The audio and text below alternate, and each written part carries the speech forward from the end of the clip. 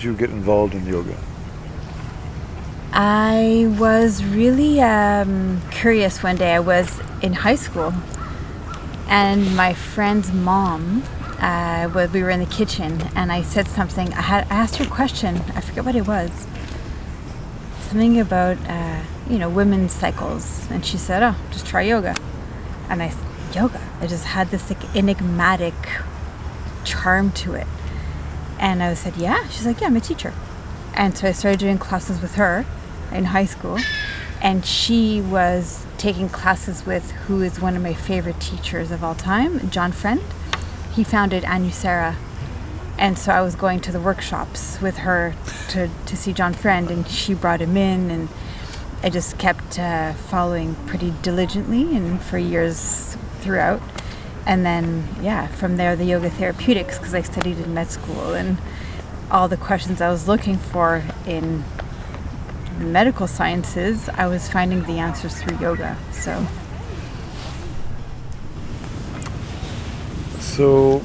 have you been teaching yoga for a long time? I have, for pretty much 20 years now. Yeah. That's almost as long as I've known you. Pretty much, yeah. I was just starting then. Yeah. You were? Yeah, that was my first couple years. Yeah. Wow. Yeah, it's true. You're one of my first students. Because I remember I took free classes with you at Old Montreal, the Old Port. At the W? At the Old Port. We were out on the lawn at the Old Port of Montreal. Oh, yes. I just walked by and you said, oh, you want free yoga classes?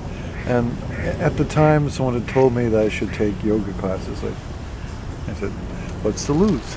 Yeah, exactly. What's to lose? Why not?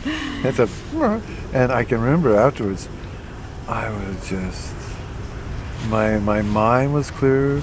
I had Shavasana. It was like the best high I've ever been on, and alcohol, drugs. It was just, I felt wonderful. And I have a friend who's been doing yoga for, it takes years to get that. It takes years to get that.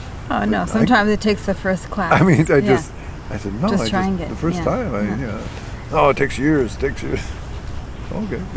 I mean, what other workout, when you go to the gym or sport or anything, finishes with a guided relaxation? I mean, it takes you through the full spectrum. Yeah. And it seems to be a way of quieting the mind and to keep in balance. Of course, yeah. Yoga is made for and from meditation. Often called the meditation in movement, actually. One of the purposes, if I can say that, of yoga itself is so that we can get the excess out, so that when we sit in meditation, the body's calm, we're calm. Yeah. And what does breathing have to do with it? Everything. You can take my courses, because that's all I talk about. The breath is the source of life. And so whether you look at that through the physiology, every single system, every single cell of the body is dependent on breathing for its functioning and its balance. So already it's getting the breath into all different parts of the physical body. And then if you look at it beyond what we can see in a microscope, the breath in yoga is the carrier of prana, this vital source, this vital force. And this life force that carries us, what the yoga philosophy suggests is that it's the universal force that supplies the individual force. And that's the interaction, the communication is through the breath, via the breath. No, I've known a lot of yoga teachers who seem to be more occupied with the different poses and all the physicality of yoga,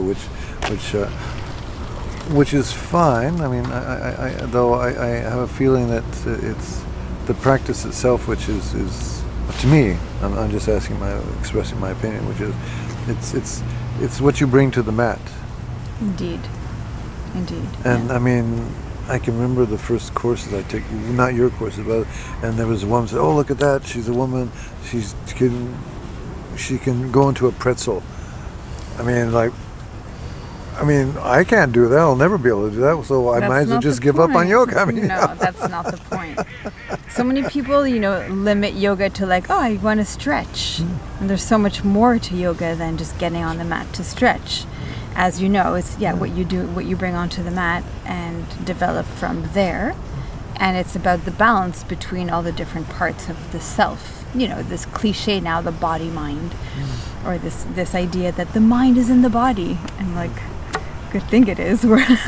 Imagine it weren't, it'd be complete chaos. But without rambling into that tangent, indeed, the poses have their place, they have their function, and they have their benefits. Indeed, there's just more to it than that.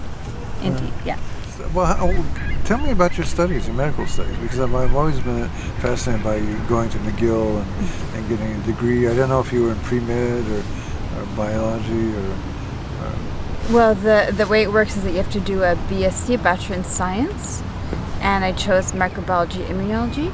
And during that time, I did a stage for a year in France. They put me in Fac de Pharmacie, la Faculté de Pharmacie in Montpellier. Yeah, so it was really interesting to study corresponding courses there. And it opened up a lot of, let's say, cultural biases in medicine, because there you have to take the same courses like virology, bacteriology, biochemistry, all those, and you have to take homeopathy, plant therapy, and phytotherapy. It's not even optional. It's part of the sciences. And it's taught like a science. It's not taught like some woo-woo just in case. No, it's the science of virology is the same as the science of homeopathy, for example. And for my stage, I actually worked, my aunt has a pharmacy in Paris, and my role was to prepare the homeopathy prescriptions. And so when I came home to McGill, I asked for my credits, and they checked, okay, bacteriology, biochemistry, and then they said homeopathy.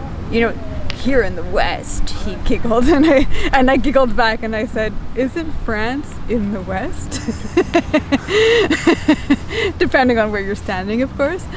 Anyways, so at the same time, I was taking a course in medical anthropology, which studies different anthropologies, the study of different cultures. And so this was the medical system of different cultures. It was really fascinating, and it was showing of so many different things. One of the things that really fascinated me is how medicine in many different cultures answers what religion answers. What's, where do we come from, where do we go, and how do we sustain life? And originally that was religion that answered that question, and then medicine took over to answer those questions. It was really interesting parallel. And also in that course, they were talking about so many different aspects of this. And one of the examples they used in chapter 2 was homeopathy.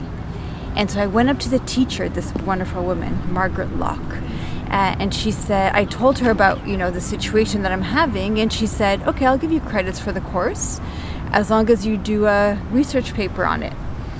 So I took that as an invitation to study the placebo effect, to see, is it placebo or is it not placebo?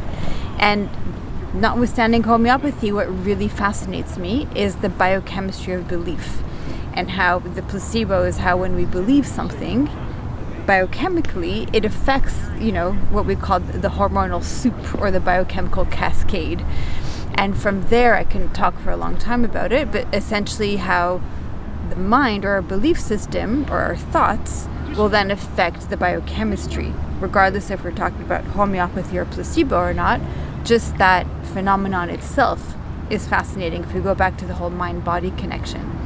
So I decided to let go of my studies at McGill and pursue my practice in yoga therapy.